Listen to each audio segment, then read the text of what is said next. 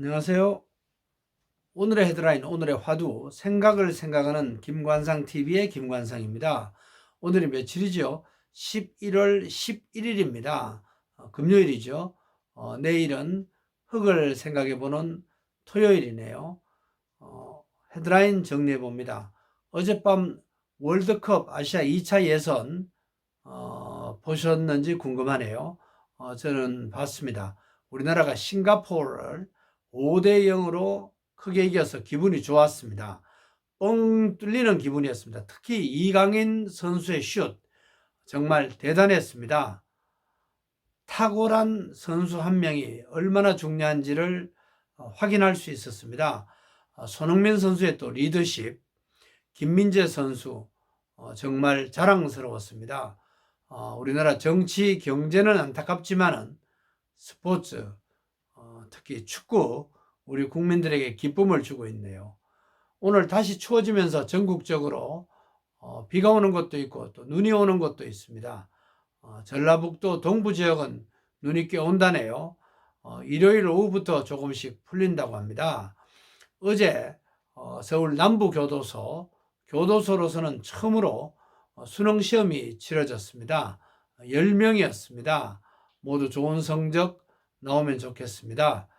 윤석열 대통령, 기시다 일본 총리와 어제 샌프란시스코에서 한일 정상회담 하면서 양국 간의 경제 문제 집중적으로 논의를 하고 협력 해결 방안도 적극적으로 얘기가 나왔다네요. 한중 정상회담 개최 아직도 관심을 모으고 있습니다. 국민의힘 인요한 혁신위원장과 또 지도부 사이의 갈등 계속 이어지고 있고, 더불어민주당 비명계 의원들 어제 별도로 모임을 처음 가졌네요. 정치가 생물이지만은 성숙한 정치, 국민들이 걱정하지 않는 정치가 되기를 기대합니다. 대법원 어제 윤석열 대통령의 장모 징역 1년형을 확정했습니다. 내년 7월까지 사면이나 가석방이 없으면 감옥 생활 계속해야 되는 상황이 됐습니다. 역사 속에 오늘의 역사, 지구촌에서 오늘 어떤 일이 일어났는지를 좀 정리해보고 오늘의 화두, 오늘의 키워드를 생각해보는 시간이죠. 오늘의 화두로 세상에 악인이 왜 사라지지 않을까, 이런 말을 던져봅니다. 오늘 어떤 일이 일어났죠? 첫째, 1905년 11월 17일 오늘 정말 우리나라 현대사에 또 근대사에 가장 안타까운 일이 일어났습니다. 조선의 외교권을 박탈하는 을사늑약이 체결돼서 조인이 됐습니다. 일본은 고종 황제의 허가 없이 일방적으로 거짓 날인하고 공표했습니다. 황성신문에 장지현 선생이 시일야 방성대곡이라는 글을 써서 실었죠.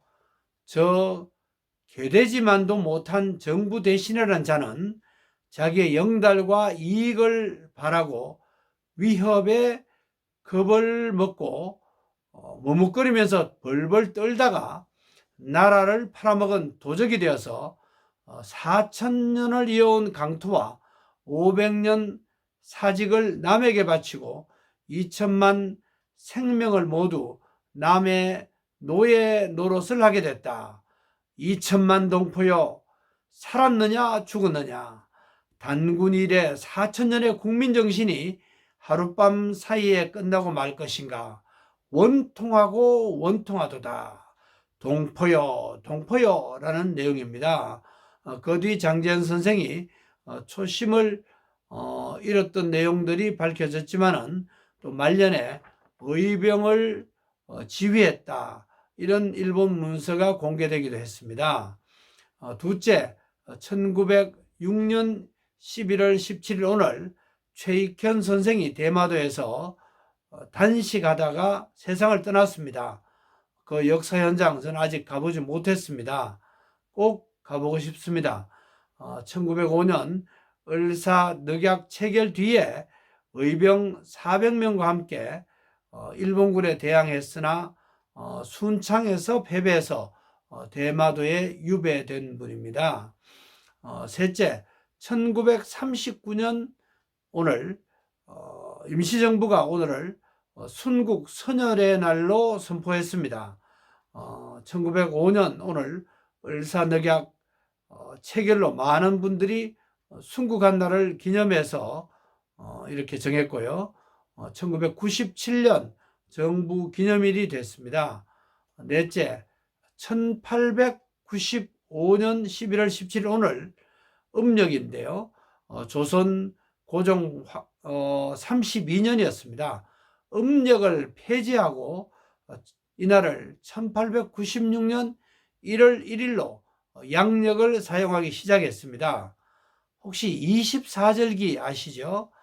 양력일까요? 음력일까요? 음력으로 잘못 아는 분들이 적지 않습니다. 양력입니다. 봄, 여름, 가을, 겨울 4계절마다 6개 절기가 있죠. 지난 11월 8일이 입동이었고 오는 11월 22일은 소설, 12월 7일이 눈이 많이 온다는 대설, 12월 22일 동지는 알고 계시죠? 입추는 내년 2024년 2월 4일입니다. 겨울이 오면은 봄도 멀지 않죠. 인생은 봄이 다시 오지 않는 거죠. 부활의 의미도 다시 생각해 보고 싶습니다. 다섯째, 1941년 오늘 영국에서 결성된 반나치 학생연합이 국제학생회의로 열었는데 이날을 국제학생의 날로 선포했습니다.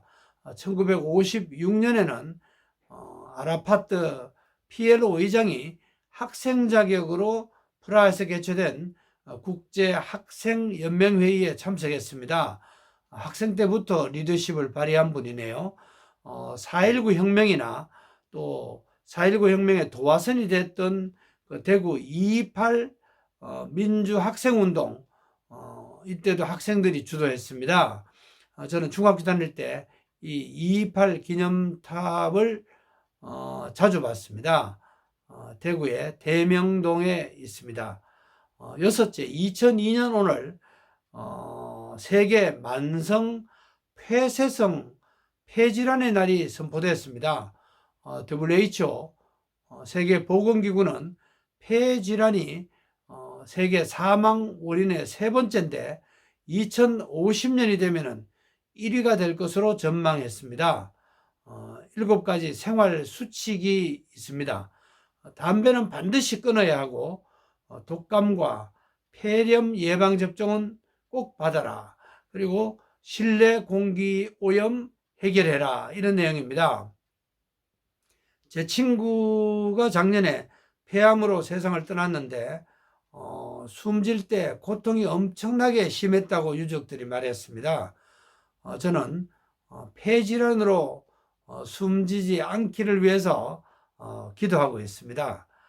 일곱째, 1980년 오늘 1932년 일제강점기 고달픈 삶과 민족의 비극을 노래한 바위고개 아시죠? 작곡한 이홍열 선생이 세상을 떠났습니다. 여덟째, 2005년 오늘 유엔 총회는 북한 인권 결의안, 대북 결의안 채택했습니다. 16년째 채택되고 있지만은 북한 인권 해결되지 않고 있네요. 김성 유엔 주재 북한 대사는 그저께 북한 인권 침해는 조작됐다 이렇게 주장을 했습니다. 아홉째, 1869년 오늘 수에즈 운하가 개통됐습니다.